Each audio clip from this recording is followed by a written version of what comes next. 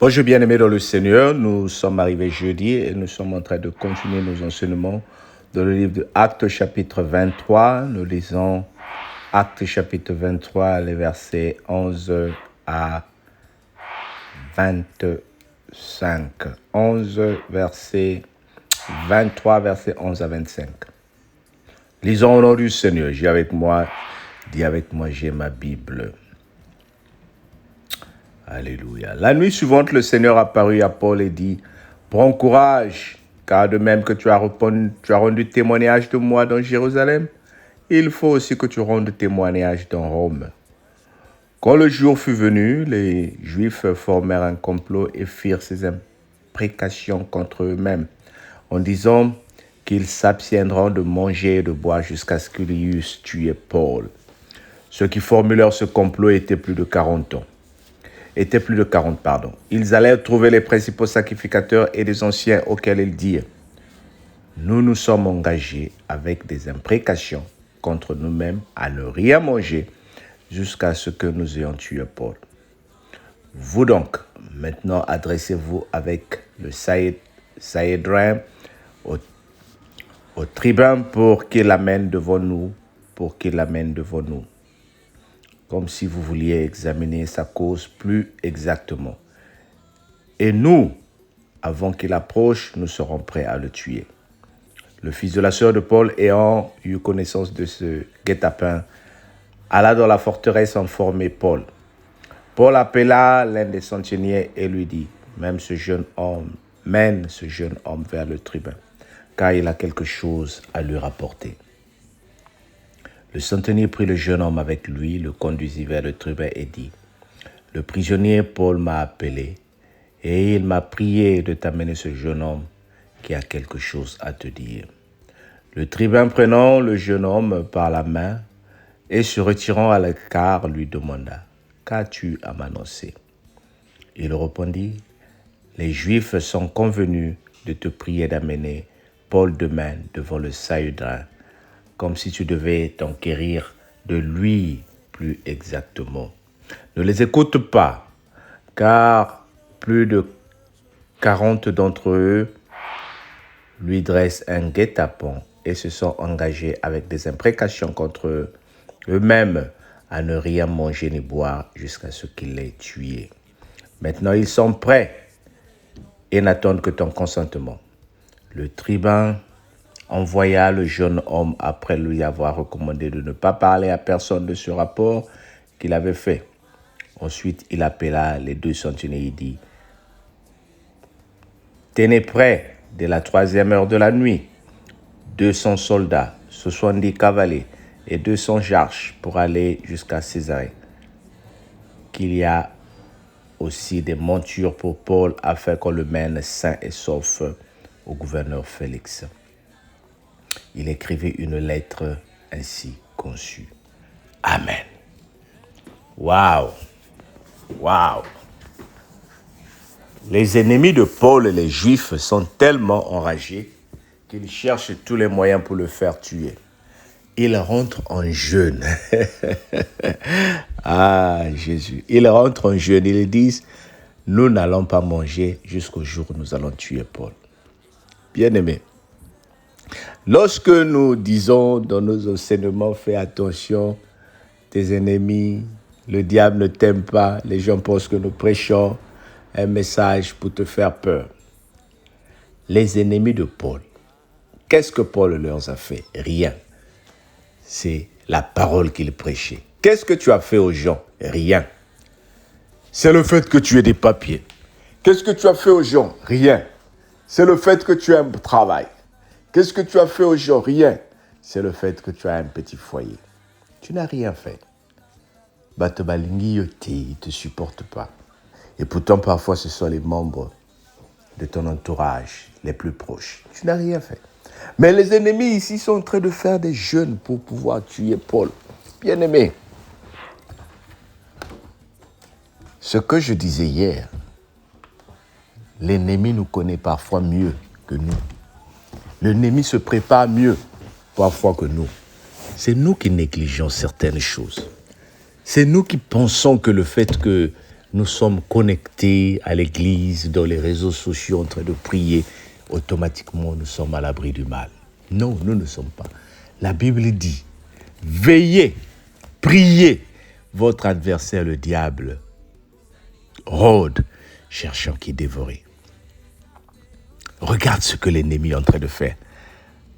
Ils font des jeûnes jusqu'à ce qu'ils vont tuer Paul. Bien-aimé, il y a des gens qui font des incantations contre nous.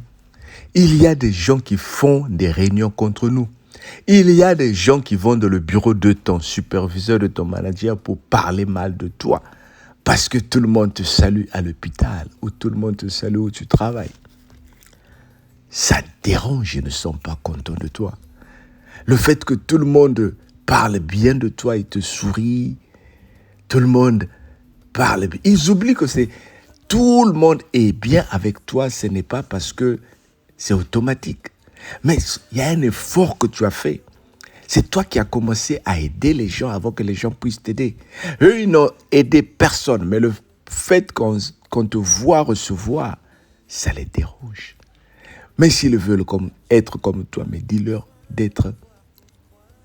de faire ce que tu as fait. Ils sont dérangés parce que tu as des diplômes. Mais dis-leur d'aller à l'école et de faire les études pour avoir les diplômes comme toi. Ils sont dérangés parce que tu as une voiture. Mais dis-leur de faire des économies et d'avoir une voiture. Le Seigneur a dit tout est accompli. Il nous a tout donné. Pourquoi envier les autres en fonction de ce qu'ils sont? Même la façon dont ils parlent te dérange. Oh, pourquoi cette haine-là? Il y a des gens aussi que tu as essayé de conseiller, qui se sont levés automatiquement contre toi. Mais le Seigneur t'a donné de la sagesse de parler, de sortir des paroles pour les mettre sur le bon chemin. Mais à cause de tes conseils, ils se sont révoltés contre toi. Ils sont prêts à te faire du mal. Ils ne prononcent que des paroles de malédiction dans ta vie. Voilà pourquoi la Bible nous dit, veillons, prions. L'ennemi, le diable rôde, cherchant qui dévorer.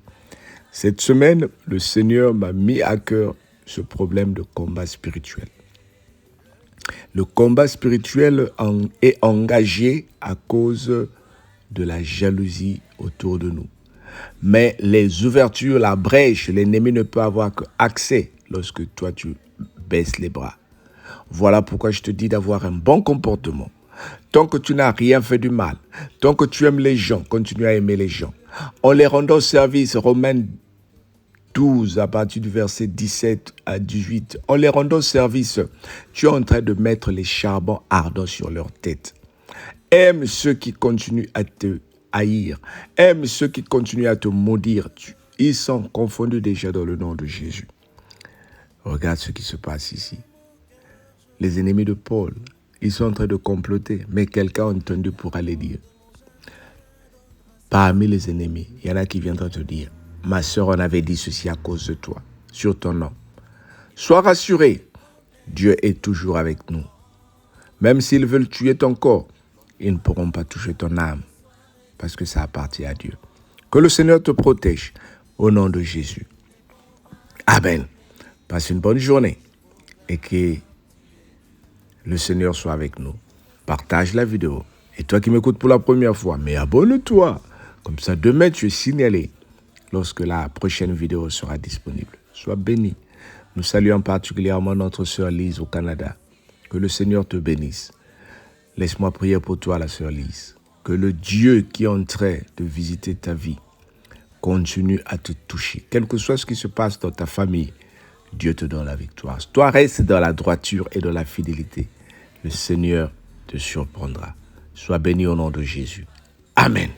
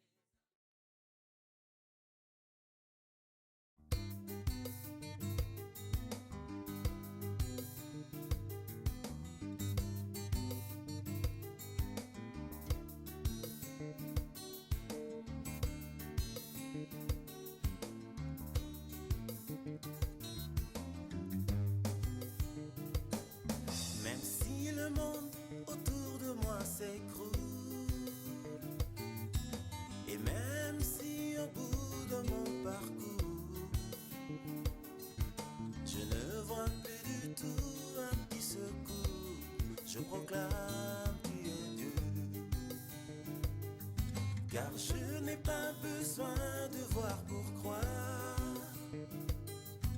Je pose pas des questions du genre pourquoi. En toi je bâtirai tous mes espoirs.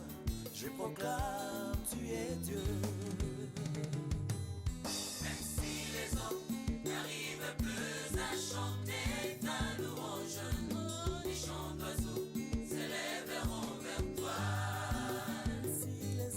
Même si les hommes ne voulaient plus célébrer ta louange, les pierres s'élèveront pour t'acclamer.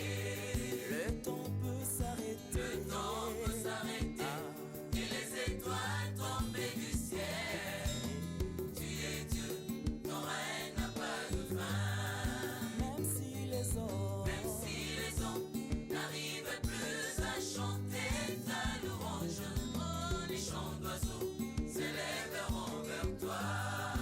même si les hommes ne voulaient plus célébrer ta louange, les pierres s'élèveront pour t'acclamer. le temps peut s'arrêter, Le temps peut s'arrêter et les étoiles tomber du ciel. Tu es Dieu, ton règne n'a pas de fin.